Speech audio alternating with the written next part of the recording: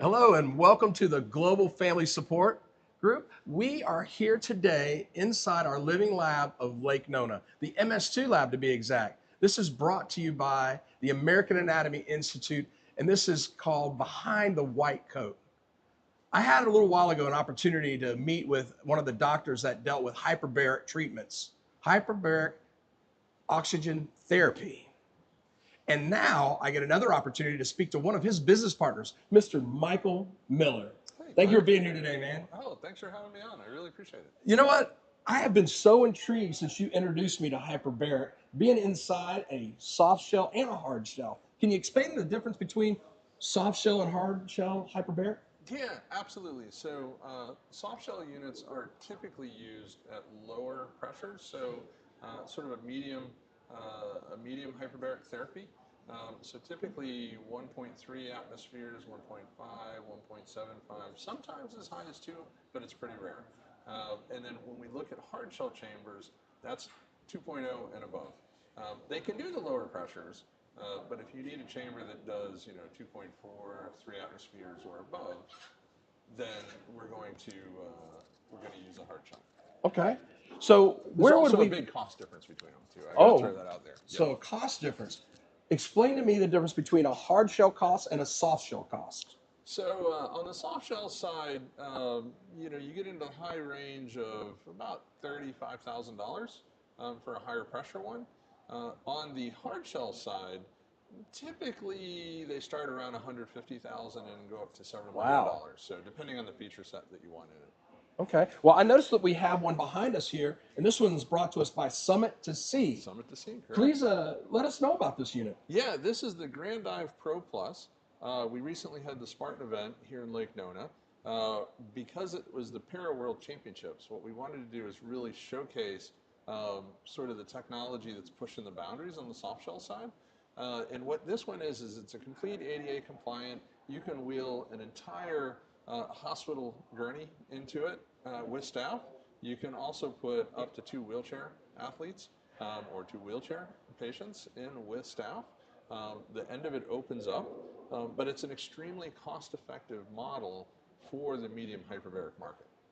Well, I know I was out at that Spartan event, and I noticed you had quite a line out there. We And did. with that line, you had to do something very unique. Tell me about that. Yeah, so we, from sun up all the way till festival close, folks formed a line. They had to go in, sometimes with people they didn't know. Really? Right? Yep. And so we would put 4 or 5 people in the chamber at a time. And we actually had a male and a female get in. They did not know each other before the session. And when they came out, they told my staff that they were going to go on a date with each other because they had spent time together talking You in the played chamber. matchmaker, man. Matchmaker, absolutely, absolutely. So, whenever it was out at Spartan, what were some of the things that these athletes were trying to gain from hyperbaric? Yeah, absolutely. So there's sort of 2 sides of it from the athletic. There's the preparation, and then there's the recovery. And so, really, what hyperbarics does is it hyperoxygenates the blood plasma. Has little to do with red blood cell, hemoglobin, alveoli interaction. That's pretty much however your body makeup is. That's going to remain the same. But what we do is we force gas, in this case atmospheric gas, and sometimes we supplement it with additional oxygen. We force that into the blood plasma. And so when you look at things like an on-label condition for stroke, you get a vasoconstriction, and the plasma can get around that vasoconstriction. So it keeps the collateral damage down, and it keeps the tissue healthy around the stroke area.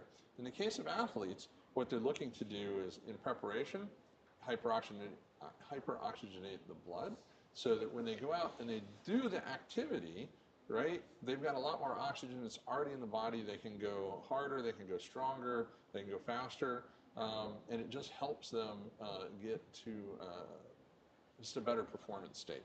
Mm-hmm. Once they're off the track, right, your body is, you need more oxygen, you need more energy, you need all the things that go along with the recovery.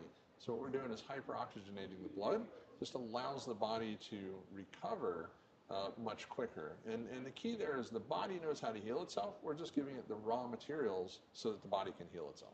So, when the body starts to heal itself, I heard about a very unique situation.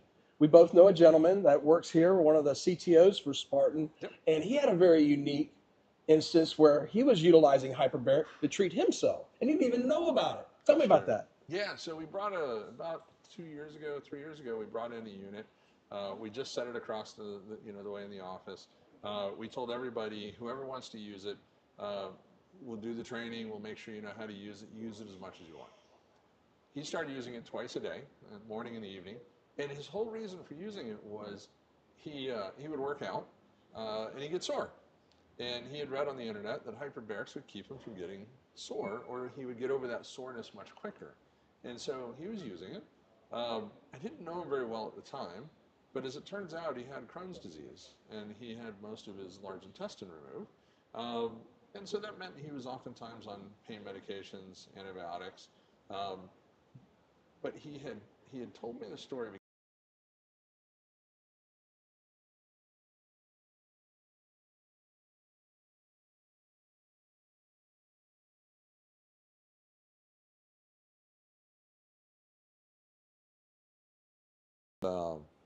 His doctor immediately said, "That's exactly what's doing it." And of course, the next question is, why didn't you tell me that 20 years ago, right? Exactly. But I think the challenge is because it's not an on-label condition, insurance doesn't cover it. You know, the doctor said insurance doesn't cover it. They're very expensive. You need a prescription for it. They're hard to get. And so that's what we're trying to do, is change that, right? We want to lower the cost. We want to lower the barriers of entry so that people like that and many other conditions, not only there's 15 on-label conditions, but it's used very widely in the health and wellness side. We want everybody to be able to afford a chamber that wants one. And even if they're stressed financially, we want to just bring the price point down to where it's not the worry that keeps them from getting the treatment that they need. So you said change in the market. What are you and Dr. Ratanzi doing to change the market for hyperbaric right here in Lake Nona? Yeah, absolutely. So we work across the board with every manufacturer. We outright own a company called Henshaw in the UK. We've got some controlling stakes in other manufacturers. And so what we're doing is aligning it so that, a good example, Summit to Sea. Summit to Sea has always been a cost-effective unit. Bruce and Judy, they started the company. It was actually a second job for them. They both had normal jobs. But because they saw the need, they saw that all the other chambers were really expensive. So what they did is they pared it down to sort of a bare bones, really high quality. It's FDA Class 2 cleared.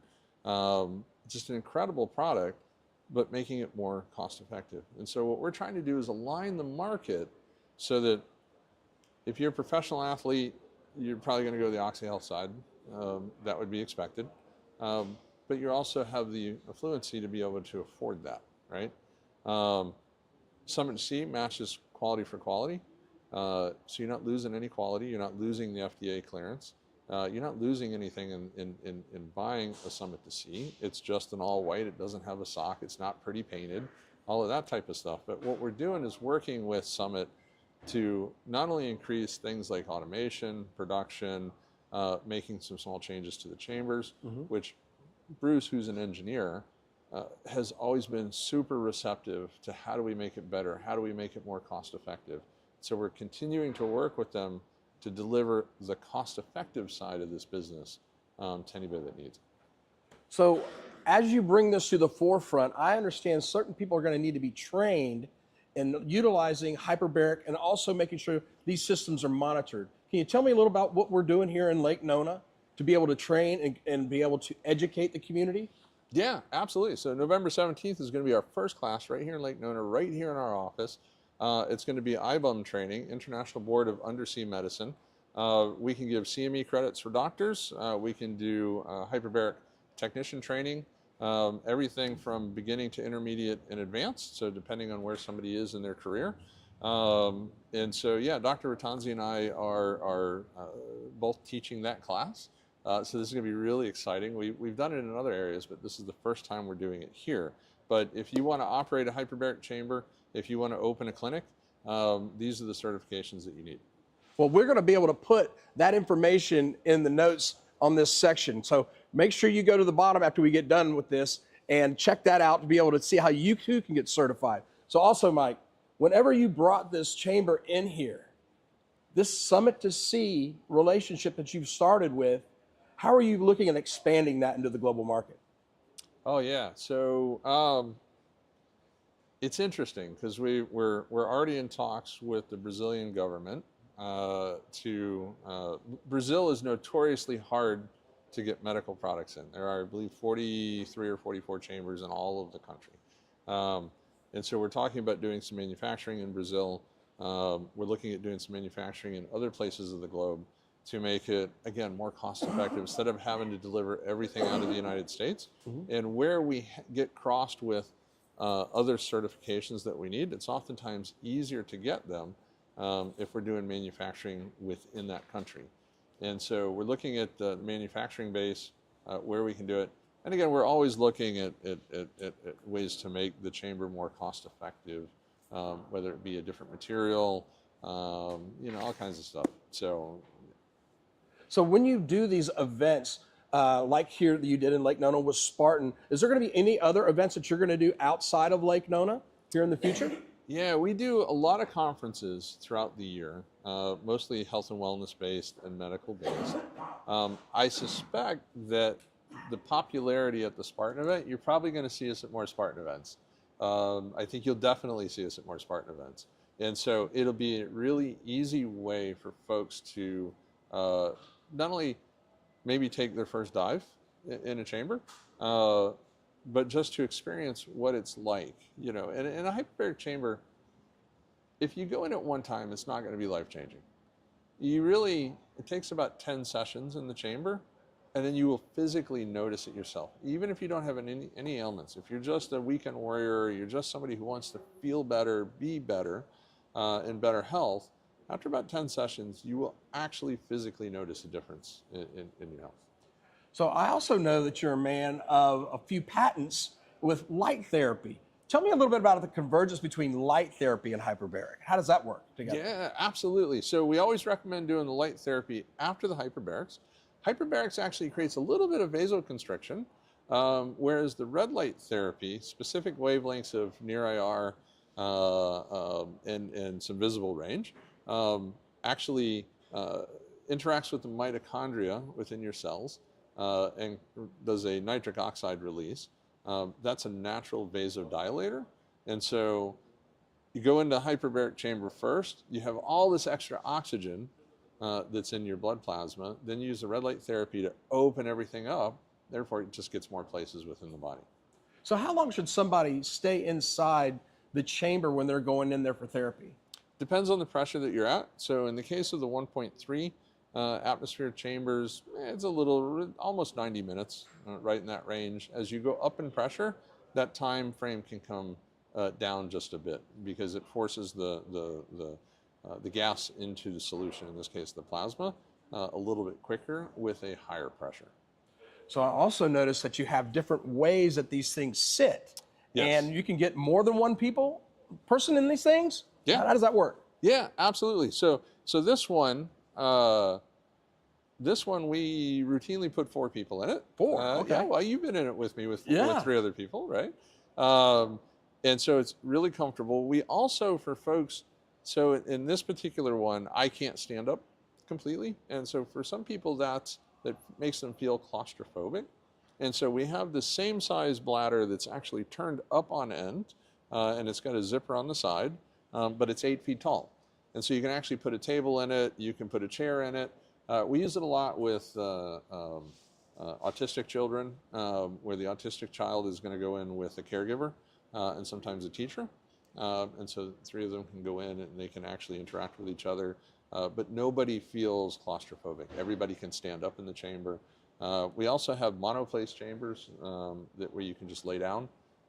My personal preference is the monoplace chamber because I sleep. By the time the chamber gets the pressure, I'm out. So if anybody's ever in the chamber with me, I'm the one snoring. By the time it gets the pressure, I am asleep. I sleep very soundly in it. I heard people can actually even hold meetings in these things. They can. In fact, we have just today, we've got the vertical grand dive arrived. We'll be putting it in the back room, and that will be one where people can hold meetings in it. Absolutely. That's wonderful. And so when people go to purchase these things, whenever they're with a doctor's office, are you suggesting they have a hard or soft shell? It depends on their needs. Depends on what they're trying to do with it. For general health and wellness, the soft shells are almost always perfect for it. Depending on if they have a specific medical condition, then would drive what they're doing and what their choice would be. And so we do a lot with sports figures. Sports figures almost always want a hard shell for their house. It's just easy. There's an acrylic door. They slide it open, jump in. The whole system is automated. They don't have to do anything. There's reclining seats. There's a bed in it. If you've ever seen the Superhuman videos where they've got the gym inside of it, that's actually a company called OxyHelp. We can build a whole gym inside of it. They can brand it to be theirs. Wow. But folks like, on the Oxy Health side, LeBron James is one of the spokespersons for the company. He's got several chambers that he travels with. And there's a ton of other, you can go to the website, you can see there's a ton of other sports figures where they'll travel with the soft shells, but they'll have a hard shell at home. So whenever these people go to get these things set up, is there somebody that sets it up for them? Is something they can do on their own? How does that work as far as assembly? Yeah, so the soft shell chambers, typically you can set it up on your own, unless you're mobility compromised, in which case we'll have somebody come in and do it for you. Certainly no issue there. Hard shell always requires a technician to come in. Yeah, they're a little bit more complicated.